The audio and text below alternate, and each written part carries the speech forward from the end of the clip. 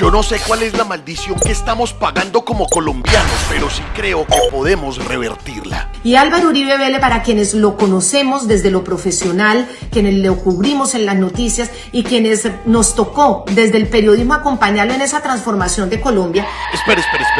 A mí me preguntan mucho por qué es que hay que mencionar tanto al uribismo en las discusiones políticas de Colombia. Pues bueno, aquí voy a responder. Escuchemos esta confesión de Claudia Gurizati. Es una persona que por décadas engañó a millones y millones de colombianos como tantos otros periodistas, posando de objetiva en medios tradicionales, pese a que es una de las más recalcitrantes uribistas que ha tenido la televisión colombiana.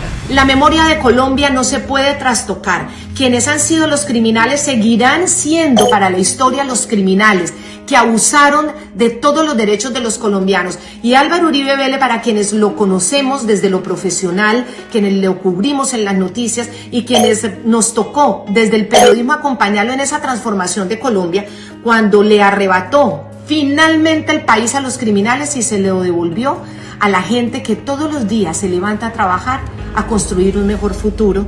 Sabemos que Álvaro Uribe Vélez es una persona absolutamente respetada. ¿Uribe le arrebató el país a los criminales? ¿No se estará refiriendo a los criminales que estaban dentro de su propio gobierno que él tanto defendió y que todavía continúa defendiendo, como Andrés Felipe Arias, Jorge Noguera, Mauricio Santoyo, Bernardo Moreno, Diego Palacio, Luis Carlos Restrepo y tantos otros? ¿Cuál es la verdadera razón por la que este tipo de confesiones es tan importante para el país a día de hoy? Que una mujer como Gurizati confiese que es uribista. Durante décadas, personajes uribistas como Claudia Gurizati le emitieron información como esta al país, haciéndola pasar como cubrimientos y análisis de gran objetividad. Ellos se aprovecharon de la falsa autoridad periodística gigante que tenían y lograron introducirle en la cabeza a las personas imaginarios sociales e ideas que terminaron constituyendo estructuras de pensamiento que actualmente le siguen causando mucho daño a Colombia. Gurizati, usted es una de esas personas responsables de la crisis de pensamiento que hay en este país, del cultivo de fanatismo que nos ha llevado a perpetuar la violencia y de la naturalización de un montón de problemas que sus propios jefes han alimentado. Todo esto al punto de que personas en marchas uribistas, por ejemplo, sean capaces de salir sin vergüenza a gritar este tipo de atrocidades en la calle.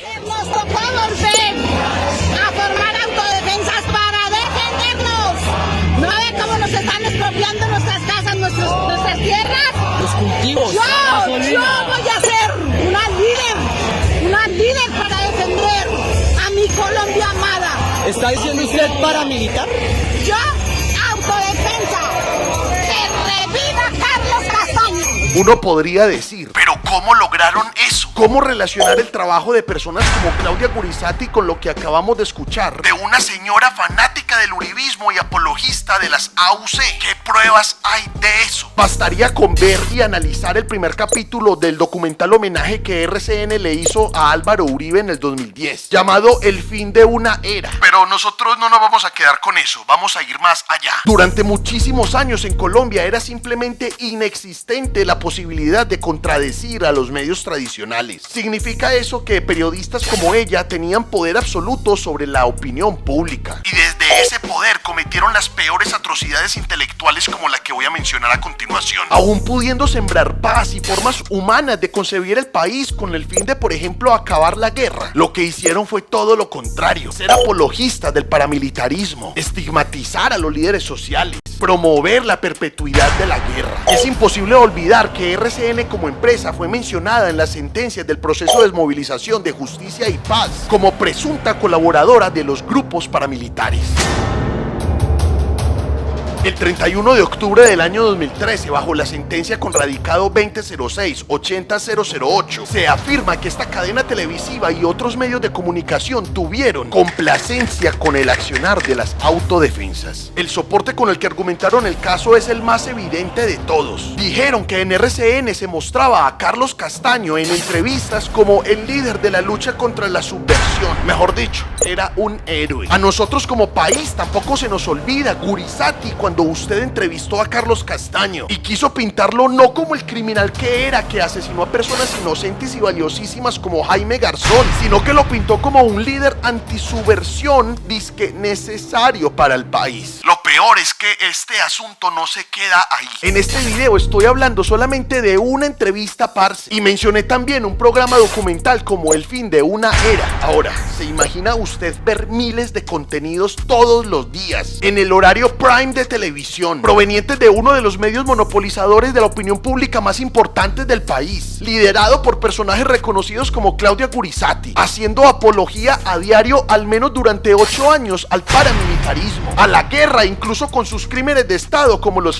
positivos, a uribistas y personajes como Carlos Castaño, y estigmatizando líderes sociales para desmembrar la organización social? ¿Cuál puede ser el resultado de esto? ¿Qué es lo que pueden llegar a lograr con la mente de una persona? ¿Qué es lo que pueden hacer con ese moldeamiento de nuestros cerebros, parce? El resultado es precisamente el que estamos viviendo y el que queda evidenciado lastimosamente de manera asquerosa en el lenguaje común de personas como esta señora. Por eso es que hay que contrarrestar tanto la estructura de pensamiento que instauraron medios tradicionales y personajes como Claudia Gurizati, y que a fin de cuentas tienen uno de sus principales orígenes en el uribismo. Es decir, por eso es que hay que seguir asumiendo con tanta fuerza la disputa política en Colombia en contra del uribismo. Esto que yo estoy mencionando aquí no es algo del pasado, por el contrario, hoy más que nunca vemos la inmensa necesidad de desmontar de las cabezas de los colombianos y colombianas esas formas de concebir al país tan nocivas, parce, en donde hacen una protesta en las calles, no reciben ni 1 milímetro de represión, y en la protesta lo que piden es la muerte literal del presidente.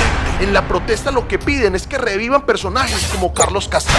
En la protesta lo que piden es que revivan organizaciones como las Autodefensas Unidas de Colombia. Lo que piden es prácticamente la muerte de personas como usted y como yo. Empezaba este video diciendo que no sé qué maldición estaremos pagando nosotros como colombianos y colombianas, pero lo repito, eso ya no importa. Lo que importa es que creo que sí podemos revertirla, y por eso es que tenemos que seguir trabajando, y espero que usted lo haga. La disputa política aquí hay que asumirla es en contra de esas ideas de guerra, en contra de la apología a la violencia y a los grupos armados ilegales, en contra de la difusión de este sinnúmero de ideas que a día de hoy continúan en medios tradicionales y se valen del uribismo, pero que sin duda podemos hacerles frente y ser más que ellos desde la paz y el argumento.